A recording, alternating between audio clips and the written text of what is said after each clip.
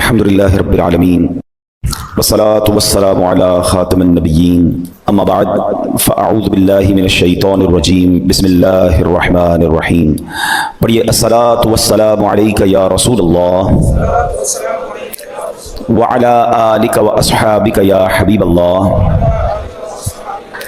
الصلاة والسلام عليك يا نبي الله وعلى آلك وأصحابك يا نور الله۔ درود پاک پڑھنے کے بے شمار فضائل و برکات ہیں۔ بڑی مشہور حدیث ہے، اللہ کے نبی علیہ الصلوۃ والسلام فرماتے ہیں کہ جو جمعہ کے دن 200 بار درود پاک پڑھے اللہ اس کے 200 برس کے گناہ معاف فرما دیتا ہے۔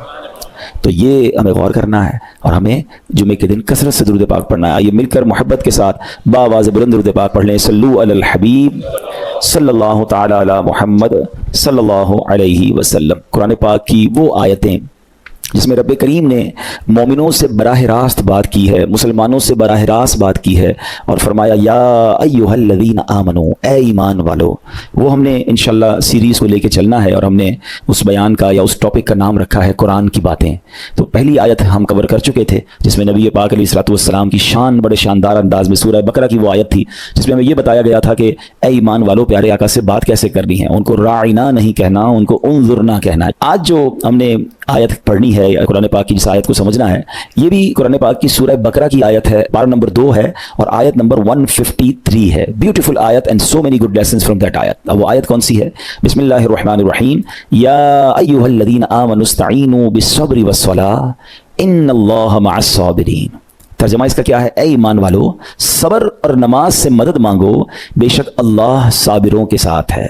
اب یہاں بہت خوبصورت باتیں ہمیں سیکھنی ہیں کہ صبر اور نماز سے مدد مانگو۔ قرآن ہمیں راستہ بتا رہا ہے کہ آپ کو ہیلپ چاہیے تو صبر اور نماز کے ذریعے آپ نے ہیلپ لینی ہے۔ اب اس کا مطلب یہ ہوا کہ عبادات کی ادائیگی، گناہوں سے رکنے اور نفسانی خواہشات پورا نہ کرنے پر صبر کیا جائے۔ اور نماز چونکہ تمام عبادات کی اصل ہے، اہل ایمان کی معراج ہے، اللہ اور بندے کے درمیان ایک بیوٹیفل کانٹیکٹ ہے، تو اس لیے اس سے بھی مدد طلب کرنے کا حکم دیا گیا ہے۔ یہ بھی یاد رہے کہ بدن پر باطنی اعمال میں سب سے سخت صبر ہے اور ظاہری اعمال میں سب سے مشکل نماز ہے۔ یہ بڑی اہم بات ہے۔ کچھ اعمال وہ ہیں جن کا تعلق دل سے ہوتا ہے، انسائٹ ہوتا ہے۔ انسائٹ اعمال میں سب سے مشکل کام کیا ہے؟ صبر کرنا۔ اور ظاہری عبادتوں میں، جسمانی عبادتوں میں سب سے مشکل کام کیا ہے؟ نماز پڑھنا۔ تو یہ دو اہم کام دیے گئے کہ صبر اور نماز سے مدد چاہو۔ اچھا اب ہم دیکھتے ہیں کہ صبر اور نماز سے مدد ملتی کیسے ہے اور سرکار دو عالم صلی اللہ علیہ وسلم کا اس میں کیا معمول تھا، اب ذرا سنیے گا۔ اب نبی پاک علیہ السلام کا یہی معمول تھا۔ حضرت حذیفہ رضی اللہ تعالیٰ عنہ فرماتے ہیں نبی کریم علیہ السلام کو جب کوئی سخت مہم پیش آتی تو آپ علیہ السلام نماز میں مشغول ہو جاتے۔ جب میں خود اس آیت کی کچھ دنوں پہلے تیاری کر رہا تھا تو بڑا ایک نیا کہتے ہیں نا نیا باب آنکھوں کے سامنے کھلا کہ یقیناً جب ہم پرابلم میں آتے ہیں ہم دعا بھی کرتے ہیں، ہم لوگوں سے بھی کہتے ہیں، مگر کیا ڈائریکٹلی ہم نماز کی طرف جاتے ہیں؟ حالانکہ قرآن نے ہمیں پرابلمز کا سولوشن کیا دیا ہے کہ صبر اور نماز سے مدد چاہو۔ اب آگے چلیں، حضرت عمر فاروق کا بھی یہی عمل تھا کہ کوئی مشکل درپیش آتی تو آپ رضی اللہ عنہ کو اگر کبھی اسلامی فوجوں کے آنے میں تاخیر پتہ چلتی، یعنی آپ چونکہ جنگوں کے لیے فوجوں کو روانہ کرتے تھے، بہت شاندار اسٹریٹجک پلانر تھے، تو اب فوج گئی اور ایکسپیکٹیشن یہ تھی کہ فلاں ٹائم کو واپس آ جائے گی۔ اس زمانے میں ٹیلی فون تو تھا نہیں، انٹرنیٹ تو تھا نہیں کہ لوکیشن شیئر ہو جائے گی یا کال آ جائے گی کہ سر ہم یہاں رکے ہوئے ہیں۔ اب ٹائم ہو جاتا اور فوج واپس نہ آتی نا تو آپ اب اس کو کیا کرتے؟ کیا پتہ تو نہیں کیا ہوا ان کے ساتھ، خیریت سے آ جائیں، تو آپ نماز میں مشغول ہو جاتے، نماز کے لیے کھڑے ہو جاتے ہیں۔ اب کیا ہمارے ساتھ کبھی ایسا ہوتا ہے کہ ہمارا بچہ کہیں گیا ہے، اس کی خبر نہیں آ رہی، یا کوئی چیز ہماری آنی ہے ابھی تک پہنچی نہیں ہے، یا کوئی اچھی نیوز نہیں آ رہی ہے، تو ہم کیا اس کے لیے نماز کی طرف جاتے ہیں؟ یہ نبی پاک کا ہمیشہ معمول رہا۔ حضرت عبداللہ بن محمد حنفیہ رحمۃ اللہ تعالی علیہ فرماتے ہیں کہ میں اور میرے والد ایک انصاری رشتہ دار کے پاس عیادت کرنے گئے۔ جب نماز کا وقت ہوا تو انہوں نے اپنے اہل خانہ میں سے کسی کو پکارا کہ اے لڑکی وضو کا پانی لے آؤ اور ہمارے لیے نماز میں راحت پہنچاؤ، نماز پڑھ کر میں راحت پاؤں، جلدی سے وضو کا پانی لے آؤ۔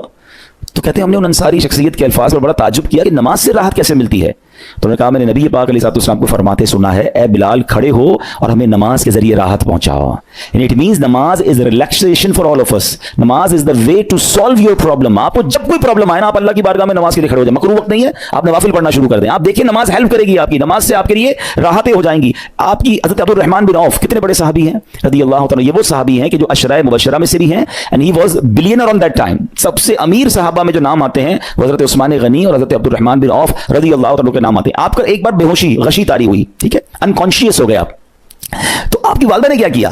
آپ کی والدہ، لوگ سمجھے کہ آپ کی جان نکل گئی ہے، آپ کی والدہ مسجد کی طرف چل پڑی تاکہ وہاں جا کے نماز پڑھیں اور اس سے مدد حاصل کریں۔ جب حضرت عبد الرحمن بن عوف کو ہوش آیا نا تو لوگوں نے کہا کہ آپ کی طبیعت کیسی ہے؟ تو آپ نے کہا کیا مجھ پر غشی طاری ہو گئی تھی؟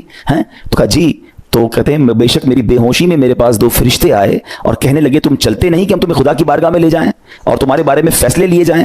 दूसरे फरिश्ते ने कहा इन्हें लौटा दो, ये उन अफराद में से है जिनके लिए इनकी माओं के पेट में ही सादतमंदी लिख दी गई थी और इन करीब अल्लाह ताला इनके जरिए इनकी औलाद को जब तक चाहेगा नफा देगा। उसके बाद आप रदी अल्लाह तआला 1 महीना मजीद जिंदा रहे, उसके बाद इंतकाल हुआ। तो पता चला कि आपकी वालदा ने नमाज पढ़ी, अल्लाह से मदद मांगी और आपको अल्लाह ने एक नई जिंदगी अता फरमाई। तो आप अपनी जिंदगी में इस प्रैक्टिस को आज इस आयत से देखिए, हमने करना क्या है, हम जो बयान में आए तो सिर्फ बयान नहीं सुनना है, हमने अल्लाह ने मुझे कहा क्या है, हम इस टॉपिक को लेकर इसीलिए चल रहे हैं ना कि मेरे रब ने डायरेक्टली मुझसे क्या बात की है। तो आज इस आयत में ये लेसन मिल रहा है कि जब किसी प्रॉब्लम में है, कैलेमिटी में है, तो अल्लाह की तरफ जाना है और नमाज से मदद चाहनी है। वस्तईनु बिस्सब्रि वस्सलाह। अच्छा, अब आप देखें प्यारे आका की नमाज की कैसी आदत थी। बादल गरजते थे, आंधी चलती थी, है किसी बुरी खबर की इत्तला आ रही होती थी, नबी पाक नमाज की तरफ चले जाते। अच्छा, मुझे बताएं नमाज इस्तिस्का क्या है। बारिश नहीं हो रही है, प्यारे आका नमाज पढ़ा रहे हैं। सूरज गहन हो रहा है, नबी पाक नमाज पढ़ा रहे हैं। चांद गहन हो रहा है, प्यारे आका नमाज की तरफ। यानी किस कदर अल्लाह की तरफ रुजू है। And whenever anything bad happen या गोइंग टू बैड हैपन, होने वाली लग रही है, कुछ बड़ा होने वाला है, हमें भी तो खबरें आ रही होती है ना कि भाई कल बहुत शदीद बारिश होगी, ना करे कोई और बुरी खबर एक्सपेक्टेशन है, आपको कारोबार में कोई ऐसी खबर आने का डर है या आपकी कोई शिपमेंट जा रही है, व्हाटएवर आप चाहते हैं हर चीज बेहतर हो जाए। कुरान ने फॉर्मूला दिया ना, वस्तईनु बिस्सब्रि वस्सलाह। अल्लाह ने डायरेक्टली मुझे और आपको कहा है। तो from now onwards make your practice कि मैंने इंशाअल्लाह नमाज से मदद लेनी है। और आप अपनी आंखों से देखेंगे और आप अल्लाह से अर्ज भी करें कि अल्लाह तूने कुरान में कहा है मदद ले, मैंने खड़ा हो गया नमाज के लिए। तो नमाज से आपने मदद लेनी है। अच्छा, अब उसके बाद आयत का जो सेकंड पार्ट है कि सब्र से भी मदद लेनी है। और आगे क्या फरमाया, इन्नल्लाह मअस साबिरीन, अल्लाह साबिरों के साथ है। सुभान अल्लाह। इसका मतलब यह हुआ कि अल्लाह ताला अपने इल्म कुदरत के साथ वैसे तो हर किसी के साथ है, लेकिन यहां सब्र करने वालों का खास जिक्र इसलिए हुआ ताकि इन्हें मालूम हो जाए कि अल्लाह ताला इनकी मुश्किलात को दूर फरमा देगा। मगर करना क्या है, सब्र करना है। अच्छा, अब सब्र के बारे में 2 बातें बड़ी अहम हैं कि सब्र नॉर्मली हम जब भी सब्र के बारे में सुनते हैं तो सब्र हम कहते हैं यार तकलीफ आई है सब्र करो, यकीनन ये भी सब्र है, मगर सब्र की एक और किस्म भी है जो उससे भी सुपीरियर है, जो उससे भी अफजल है। और वो क्या है, गुनाह के लिए दिल चाहे, हराम के लिए दिल चाहे, नफसानी ख्वाहिशात बुरा काम करवाना चाह रही हैं और बंदा उस पर सब्र करे। ये सब्र जो है ना, ये शरीयत को और महमूद है और बड़ा अफजल है कि इंसान को जी चाहे कि फला गुनाह करना है मगर वो उस पर सब्र करे। अब दूसरा सब्र वही है जो हम जानते हैं कि कोई मुसीबत आ जाए, कोई आफत आ जाए, कोई हमारा अल्लाह ना करे किसी से लड़ाई हो जाए, हमें कोई बुरा भला कहे, हम उसे माफ कर दें, सब्र करेंगे। जिस्मानी तकलीफ है, कारोबार में प्रॉब्लम है, हम अल्लाह की रजा पर राजी रहें। तो ये 2 किस्म के सब्र हैं। और जब कोई बंदा सब्र करता है ना, तो कुरान और हदीस और बुजुर्गान दीन के अकवाल से मैं आप इसको इसके 10 फायदे बताना चाहता हूं। मैं कहता जाऊंगा, आप अल्लाह के जिक्र की नीयत से सुभान अल्लाह भी कहते रहें, जन्नत में दरख्त भी लगाते रहें। ठीक है, अल्लाह ताला सब्र करने वालों के साथ है।